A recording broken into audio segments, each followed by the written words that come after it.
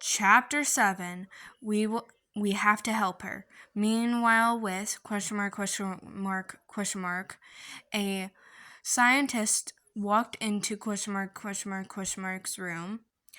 Why are you here? What is it this time? Says. Just this, the scientist said. Meanwhile, holding a syringe full of blue liquid. Definitely not water. Keep that far away from me. I am in enough pain as it is. Says. The scientist walked over to her with the syringe in hand. Patient 163, you know it won't hurt one bit. The scientist said with a grin, I've said this 5 times before. My name is Blossom. Blossom said, aka to the scientist. The last time you injected me with something, it made me have body pain for 3 weeks straight, Blossom said upsetly. So, your point is, you don't get to control whatever we inject something into your bloodstream or not. You're just the experiment.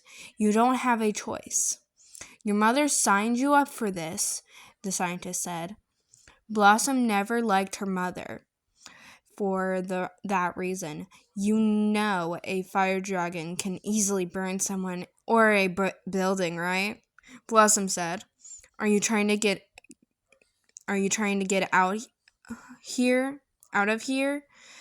At patient 163, the scientist sounded confused and mad. You're looking at one. All you scientists forget that until you get burned, because you humans think you can just mess with us dragons and mythical beings. I mean, you're already hurting my best friend. I can hear her whimpering. Blossom didn't trust humans. Her best friend was a werewolf named Luna, who's in the next room over. The scientist injected the syringe into Blossom's arm. What even are you injecting me with? It's making my head pound. Blossom asked, it's immortality. Usually dragons would have it due to their blood if they are a pure dragon. Back with Asher and the boys. I am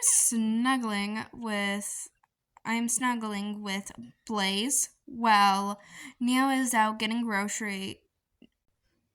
Since he can turn human without his wings, unlike Blaze and Blake, who Blaze can't hide his antlers and Blake struggles to hide his tail.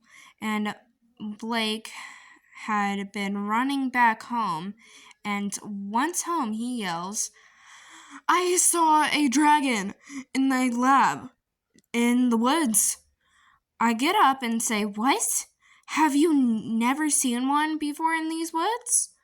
Blaze gets up and says, none of us have. I will have to ask Neo. I get sick slightly and run to the bathroom and throws up in the toilet and flushes the toilet after I had been throwing up recently after a rough night after a date. Me and Neo and Blake have had me, and Blake comes into the bathroom and says, are you okay? Asher. I nod and say, I am fine.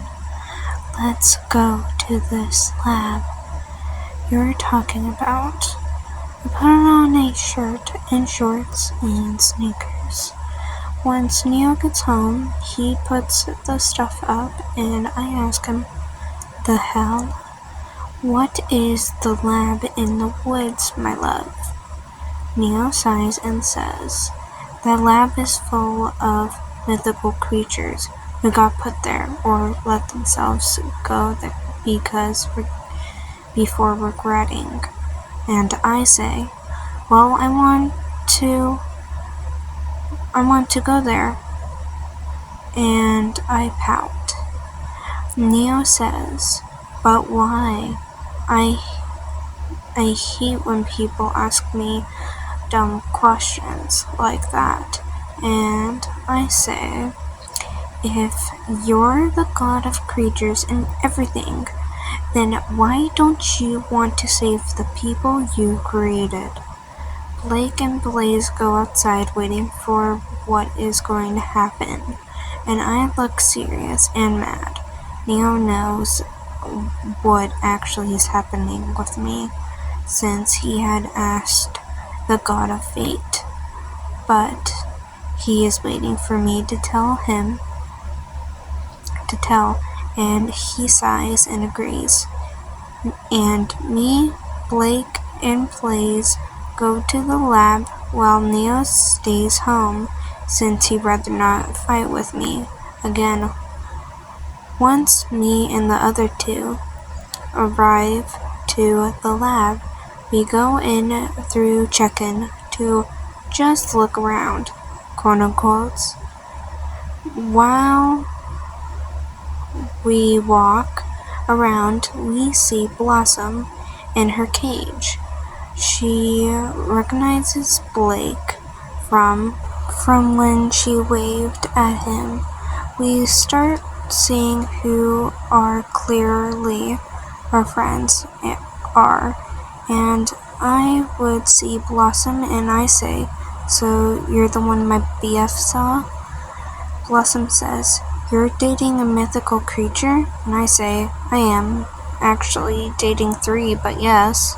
Later, an alarm goes off, and I was the one to make the alarm go off, because I was trying to get Blossom out of the cage.